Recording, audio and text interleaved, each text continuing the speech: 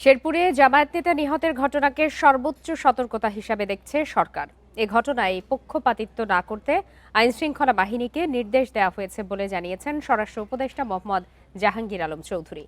বলেন, কোনো দলের পক্ষে লেজুর বৃত্তি না করার নির্দেশনাও দেওয়া হয়েছে।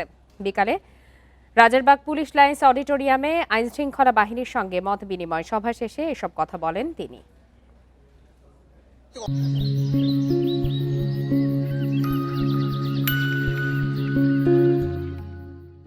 অনেক সময় তো গ্রেপ্তার হইতে সময় নেয়, বাট আমাদের তো চলতেছে, যারা এটার সাথে জড়িত তারা অবশ্যই গ্রেপ্তার হয়ে। এখানে হলো কি সক্ষমতা, আইন শৃঙ্খলা বাহিনীর সক্ষমতার কোনো অভাব নেই, কিন্তু আগে হলো কি যেমন ইভেন ভাইয়েরা যখন শুরু করে দেবেন বাপেও কিন্তু কন্ট্রোল করতে পারেন অনেক সময়।